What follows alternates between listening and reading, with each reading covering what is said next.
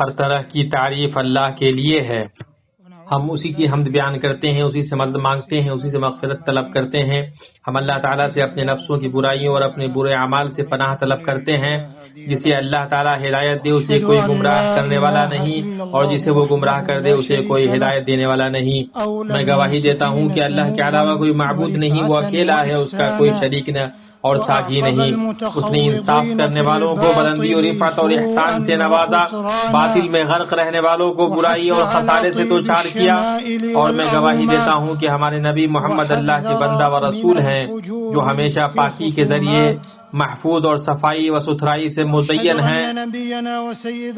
اے اللہ، درود و سلام نازل ہو ان پر، ان کی پاکیزہ خصال اور پاک دل والی آل و اولاد پر، اور ان کے صحابہ کرام پر، جنہوں نے پوری کائنات میں ہر طرح کے خیر کو پھیلا دیا، اور جو صدق و شرافت کے میدان کے شہسوار تھے، اور تابعین پر، اور جو حق کے ساتھ ان کی اتباع کریں ان پر، اور بہت زیادہ مبارک، خوشبودار اور تر و تازہ درود و سلام نازل ہو.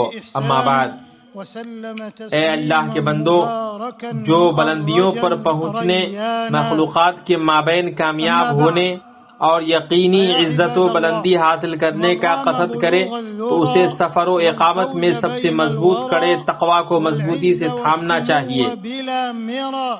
ارشاد ربانی ہے، جو بھی اللہ تعالیٰ کی، اس کے رسول کی فرما برداری کرے، خوف الہی رکھے اور اس کے عذابوں سے ڈرتے رہیں، وہی نجات پانے والے ہیں.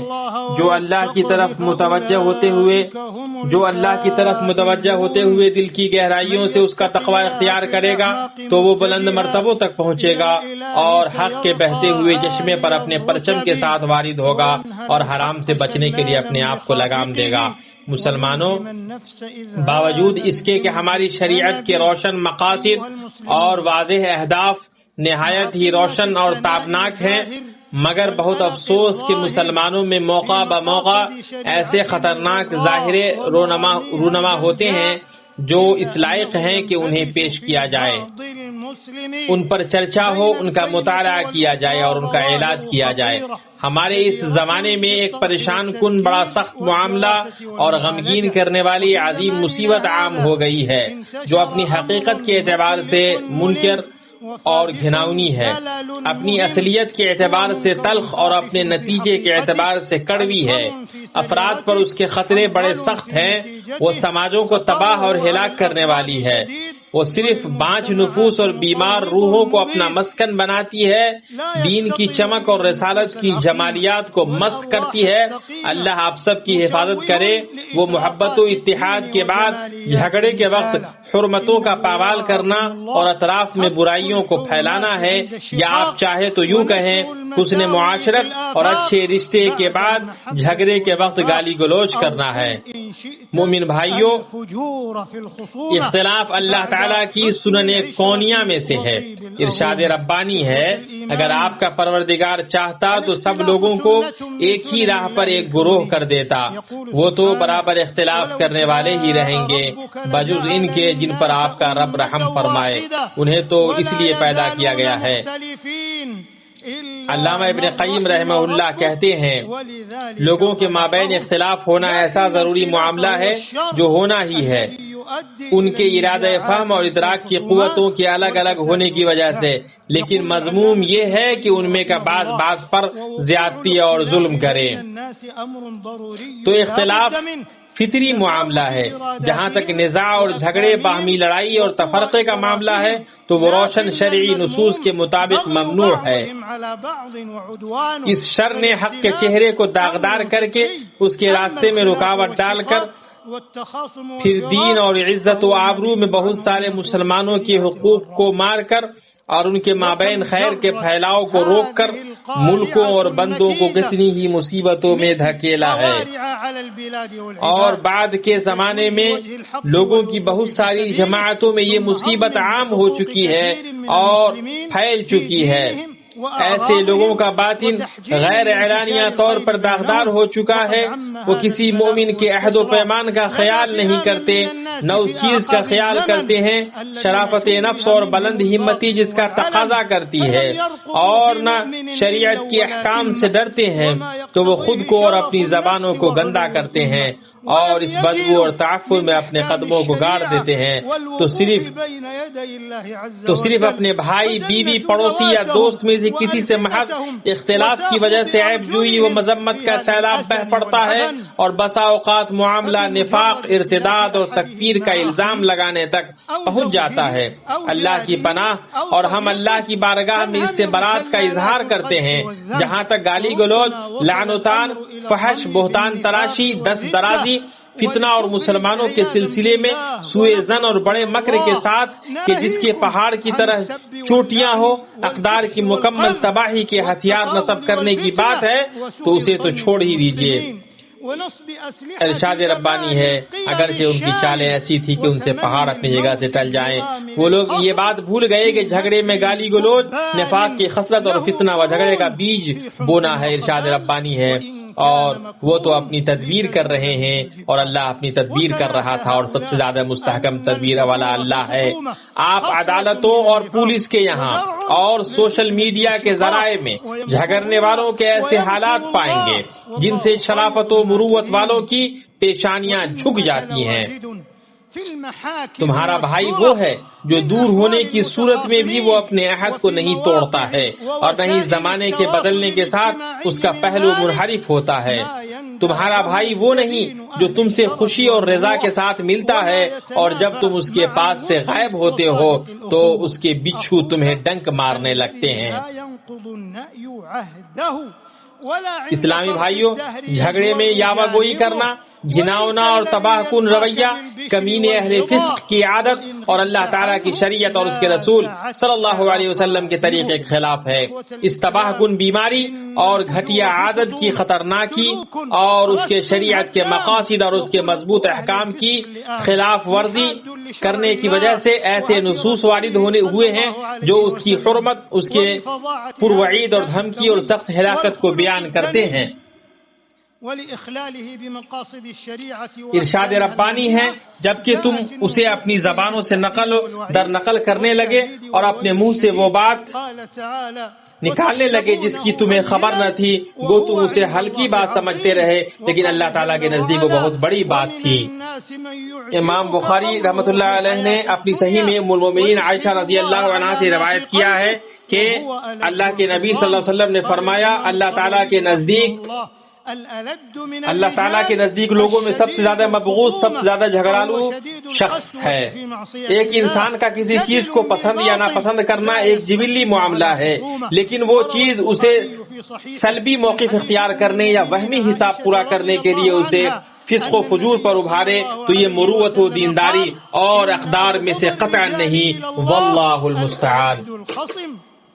لوگوں میں سب سے بہتر وہ ہے جو انصاف کرنے والا، سچا اور عقل مند ہو، دین جس سے روکے اس سے وہ رک جائے۔ لوگوں میں سب سے برا وہ ہے جو حق سے دور ہٹنے والا ہو، اور جب بھی وہ تم سے جھگڑا کرے تو گالی گلوچ کرے۔ امام احمد نے اپنی مسند میں اور ابو داؤد نے اپنی سنن میں صحیح سند سے عبداللہ بن عمر رضی اللہ عنہما سے روایت کیا ہے، وہ کہتے ہیں کہ میں نے اللہ کے رسول صلی اللہ علیہ وسلم کو فرماتے ہوئے سنا، جس نے جان بوجھ کر کسی باطل پر جھگڑا کیا تو اس وقت تک وہ اللہ کی ناراضگی میں ہوگا جب تک کہ وہ اس سے الگ نہ ہو جائے، اور جس نے کسی مومن کے سلسلے میں کوئی ایسی بات کہی جو اس میں نہیں ہے تو اللہ تعالیٰ اسے ردغت الخبال میں رکھے گا یہاں تک کہ وہ اسے اس چیز سے نکل جائے جو اس نے کہی ہے۔ ردغت الخبال کا معنی جہنمیوں کا مواد اور ان کے جسموں سے نکلنے والا پیپ ہے۔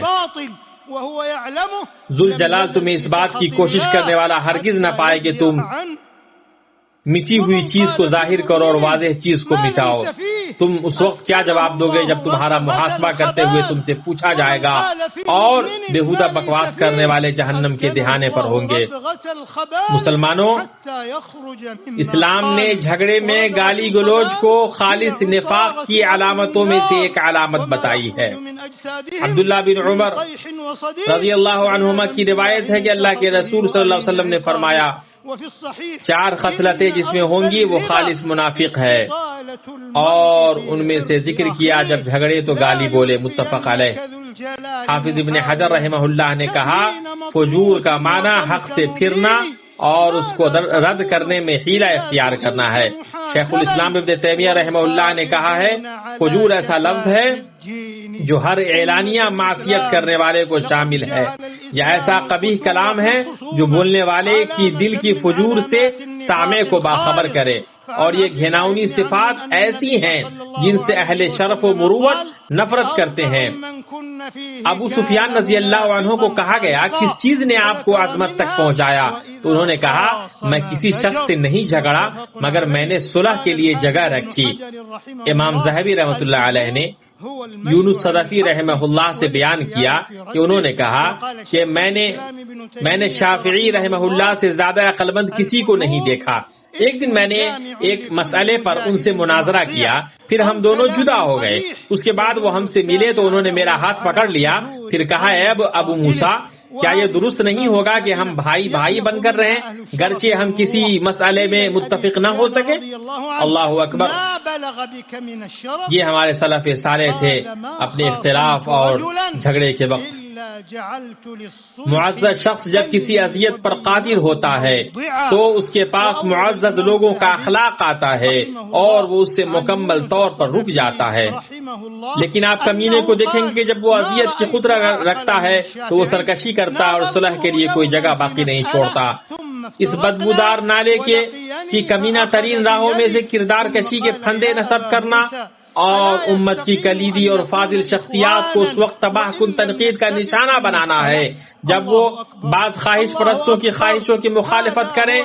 یہ تنگ گروہ پسندی، معیوب مسلک پسندی، مبغوض عصبیت، گمراہ کن تنظیموں، منحرف جماعتوں اور موہوم گروہ بندیوں کی شکل میں ہو، اور اس طرف بہتے رواں سیلاب کی شکل میں تازیانے جیسی زبانوں پر ہو جن کا شیوا گھات میں لگا رہنا ہے، اور جو عزتوں پر دھاوا بولنے اور اعتراض سے لطف اندوز ہونے میں کینچی کی طرح ہو۔ یہ ان اسباب میں سے ہے جو امت کے زخم کو مزید گہرا کرتے ہیں، فرزندان امت سے فضیلت کا خون کرتے ہیں، رشتہ داریوں کو ختم کرتے ہیں، امت کے رموز و اعلام کو ہلا دیتے ہیں اور مثالی شخصیات کی بے حرمتی کرتے ہیں۔ سچا مسلمان ایسی گزرگاہ نہیں ہو سکتا جس پر سے واردات جھوٹی افواہیں اور بحث و مباحثہ میں یاوہ گوئی اور گالی گلوچ کو گزارا جا سکے، نہ ہی وہ بغیر ثبوت اور غور و فکر کے خبروں کو ہر جگہ اڑاتا پھر سکتا ہے، پھر نہ ہی وہ اپنی زبان سے بغیر شعور اور سمجھ کے پھیلا سکتا ہے۔ اللہ تعالیٰ کا فرمان ہے، تم اس کی اچھی طرح تحقیق کر لیا کرو، ایسا نہ ہو کہ نادانی میں کسی قوم کو ایذا پہنچا دو پھر اپنے کیے پر پشیمانی اٹھاؤ۔ کسی چیز کو رد کرنے میں جلدی کرنا جس کا آپ کو مکمل علم نہیں، حرمہ نصیبی کا سبب ہے۔ اللہ کے واسطے عدل و انصاف کو لازم پکڑیے، حتیٰ کہ اپنے مخالف کے ساتھ بھی۔ اللہ تبارک تعالی ہر اس شخص کا محاسب ہے جو شریف النسبی سے آراستہ ہو، اور ہر اس شخص کا محاسب ہے جو لڑائی جھگڑے میں گالی گلوچ کرے۔ آج بھی انصاف کی کمی لوگوں کے درمیان رشتہ کو توڑ رہی ہے، ہر چند کے وہ باہم رشتہ دار ہی کیوں نہ ہو، اور جو کہتے ہیں کہ ہمارے لیے اللہ کافی ہے اور وہی بہتر کارساز ہے جس نے ہمیں تکلیف دیا اور مسلمانوں کو تکلیف دیا۔ آج بھی انصاف کی کمی لوگوں کے درمیان رشتے کو توڑ رہی ہے، ہر چند کے وہ باہم رشتہ داری کیوں نہ ہو۔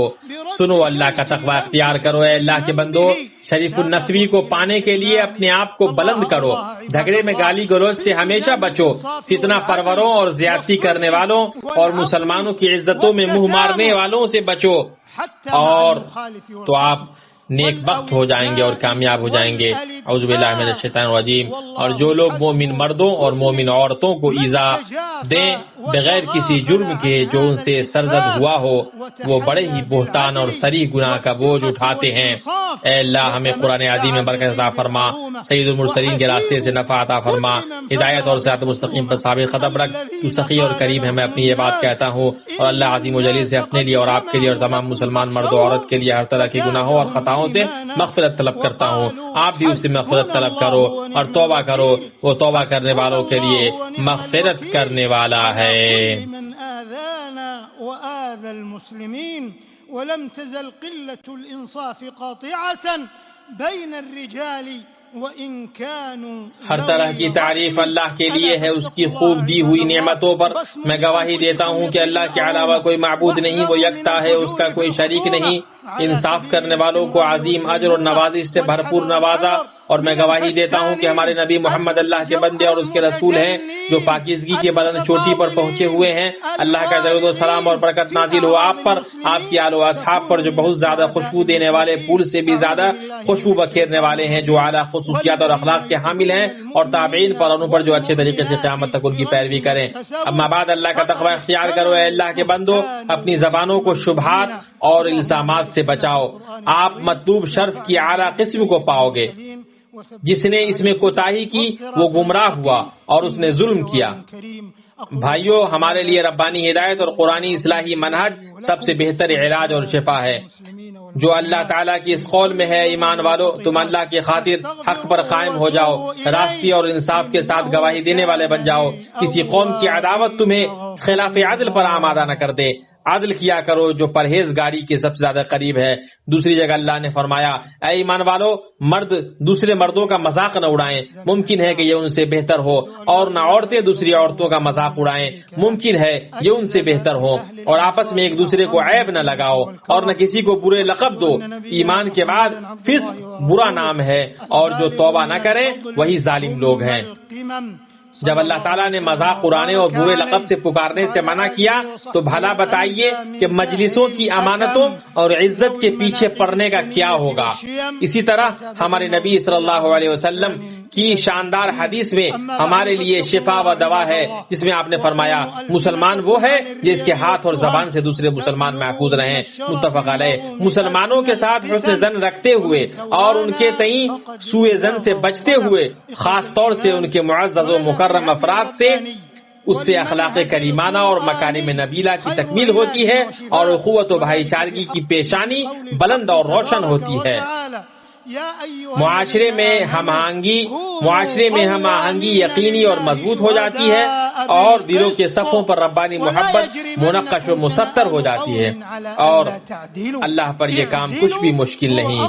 یہ باتیں رہیں درود و سلام نازل ہو نبی کریم پر، جو خالص نسب اور عالی مرتبت اصل والے ہیں، جیسا کہ تم کو قرآن کریم میں مولا حکیم نے حکم دیا ہے۔ چنانچہ اللہ عز و جل کا فرمان ہے، اللہ تعالیٰ اور اس کے فرشتے اس نبی پر رحمت بھیجتے ہیں۔ اے ایمان والو، تم بھی ان پر درود بھیجو اور خوب سلام بھی بھیجتے رہا کرو۔ نبی صلی اللہ علیہ وسلم نے فرمایا، جس نے ہم پر ایک بار درود بھیجا، اللہ تعالیٰ اس پر 10 بار درود بھیجتا ہے۔ اگر تم چاہتے ہو کہ گمراہی کے بعد ہدایت پاؤ تو ہادی و خوشخبری دینے والے محمد پر درود بھیجو۔ کیا ہی کامیابی ہے جس نے ان پر درود بھیجا تو وہ ابدی نعمتوں کی امیدوں کو جمع کرتا ہے۔